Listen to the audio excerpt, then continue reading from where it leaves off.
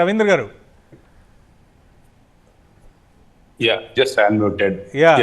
ఏంటి all the way from NC to Washington DC వెళ్ళారు, celebrations లో పార్టిసిపేట్ చేశారు, చాలా హ్యాపీగా ఉన్నట్టున్నారు. ఏంటి అసలు ఏం చెప్పారు Trump? See, I mean, everybody watched in TV. I mean, myself also watched in TV. I went into, Capitol building. It was a terrible cold. Okay, me and my son, we watched, we witnessed the, the cold. But anyway, I heard complete his speech. First thing is Panama Canal. Panama Canal ఏదైతే ఉన్నదో అది Panama కోసం build చేసింది America, దాన్ని China వాడుకుంటుంది. We wanted to take it back. So అంటే ఇది 2017లో వాడలేదా అండి చైనా?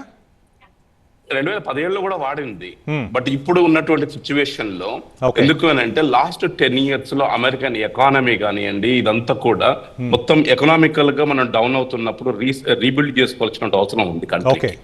కంట్రీ ఫ్లరిష్ గా ఉన్నప్పుడు okay, all good, everybody can come and enjoy. But right now the situation Obama period నుంచి కంట్రీ డిటోరేట్ అవుతూ వస్తుంది.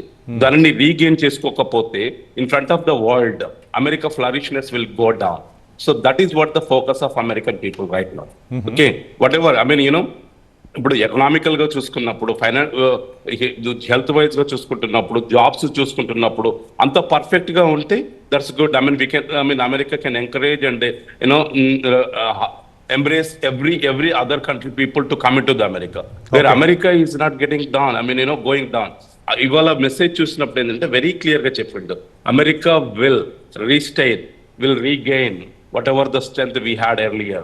అంటే ఏంది, క్లియర్ గా మనం ఇక్కడ పోగొట్టుకున్నది మళ్ళీ మనం కాపాడుకోవాలి.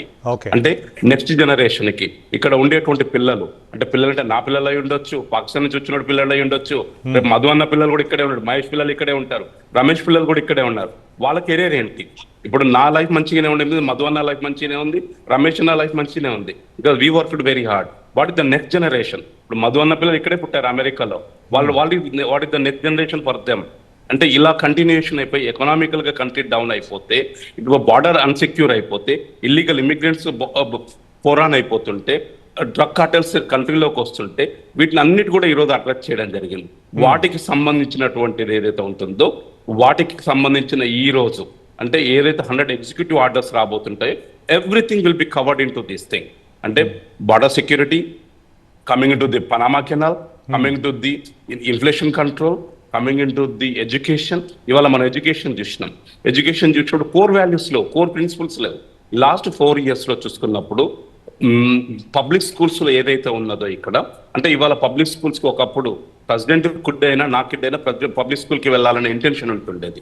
But where has last 4 years లో పబ్లిక్ స్కూల్ సిస్టమ్ లోకి వెళ్తే it's all LGBTQ discussion, transgender discussion, okay, bathroom discussion, okay, education level compare చేసుకునేటప్పుడు ఇవన్నీ కూడా డిటోరేట్ అయిపోయి ఉన్నాయి. అంటే we have to restore those things, the flavour of America to be restored. That is what the Trump and the American people are expecting. That is what the message has given very clearly to the nation.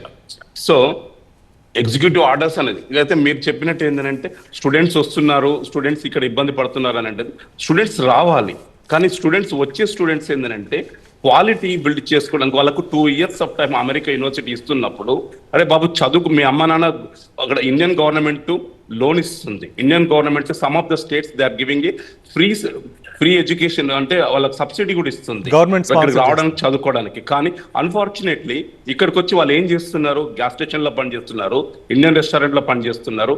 2 years గుండె మీద చేసుకొని చెప్తే ఒక్క student కూడా వచ్చిన day నుంచి వాడు education చేస్తలేడు. ఇండియాలో వాడు కూర్చోబెట్టుకొని ఎవరితో బ్యాక్ లో వర్క్ చేయించుకుంటూ, ఇక్కడ వాడు గ్యాస్ స్టేషన్ లో పని చేయించుకొని కారు కొనుక్కొని ఇండియాకి డబ్బులు పంపిస్తున్నాడు. America doesn't need like that. America wanted a quality people in the country. ఈ దేశము ఎకనామికల్ ఇదేంటంటే ఇది ఫ్రీ సప్లై చేసే కంట్రీ కాదు. ఎకనామికల్ గా స్ట్రాంగ్ ఉన్నప్పుడే ప్రపంచం అంతా స్ట్రాంగ్ ఉంటుంది. అలాంటిది ఇక్కడికి వచ్చే స్టూడెంట్స్ మిస్యూజ్ చేసుకుంటున్నారు. ఆ మిస్యూజ్ చేసుకునే కాన్సెప్ట్ పోవాలి.